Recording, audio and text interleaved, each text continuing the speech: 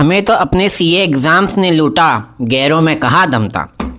हमें तो अपने सीए एग्ज़ाम्स ने लूटा, गैरों में कहाँ दम था, और हमारी कश्ती तो वहाँ डूबी जहाँ एडवांस अकाउंटिंग का पेपर लेंदी था। So hi guys, welcome back to another shot of commerce. तो कैसे आप लोग? तो आज एडवांस अकाउंटिंग का पेपर हुआ सीए इंटरमीडिएट्स का। एंड एडवांस अकाउंटिंग का पेपर अगर एक ऑनेस्ट ओपिनियन अगर मैं दूं, मैंने पेपर देखा उसके बाद, सो एडवांस अकाउंटिंग के पेपर जो एमसीक्यूज थे वो थोड़े ट्रिकी थे, not at that level, but still MCQs are tricky। अगर आप उसको लास्ट मिनट पर अगर सॉल्व करने जाओगे तो नहीं हो पाएगा। अगर आप फर्स्ट अगर प्रायोरिटी अगर MCQs को दोगे तो थोड़ा टाइम लगा कि आप MCQ सॉल्व कर सकते हो। एंड अगर टॉकिंग अबाउट डिस्क्रिप्टिव पार्ट, तो डिस्क्रिप्टिव पार्ट यार लेंदी तो था। Consolidated balance sheet, then internal reconstruction में उनको पूरा जर्नल एंट्रीज भी चाहिए, फिर उनको उसका रिकंस्ट्रक्शन अकाउंट भी चाहिए, फिर उनको उसका अपना नोट्स अकाउंट भी चाहिए शेयर कैपिटल का, तो वो थोड़ा लेंदी तो था। ठीक है, तो यानी कि पेपर अगर आपने 85-90 तक भी अगर अटेम्प्ट किया है तो यानी कि आपने अच्छी स्पीड मेंटेन की हुई है। तो ये था मेरा ऑनेस्ट ओपिनियन। एमसीक्यूज ट्रिकी थे, उस लेवल तक नहीं लेकिन फिर भी ट्रिकी थे। एंड डिस्क्रिप्टिव थोड़ा सा लेंदी था। बात करते हैं लॉ के बारे में।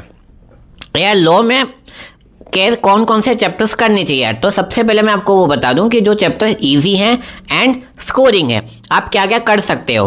First you can do chapter number 5 deposits, 5 marks का क्वेश्चन ऑलमोस्ट आता ही आता है।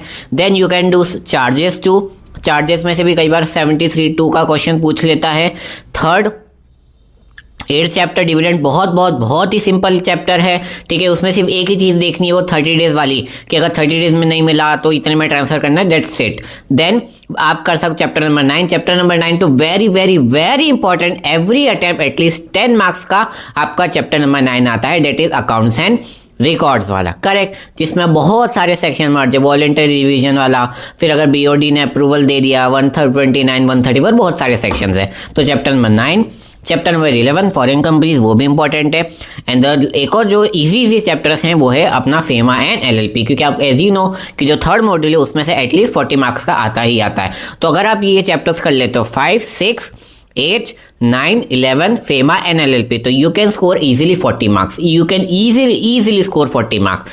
Talking about other chapters, other chapters में चैप्टर नंबर 4 कर लेना, ठीक है, 4 आप कर सकते हो।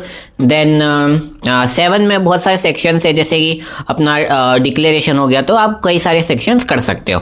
तो ये था मेरा ऑनेस्ट ओपिनियन ऑन कुछ चैप्टर्स जो कि इंपॉर्टेंट है in the law chapter 5, 6, 8, 9, 11 FEMA and LLP. तो तब तक के लिए time study and be happy, अपनों ने लूटा था।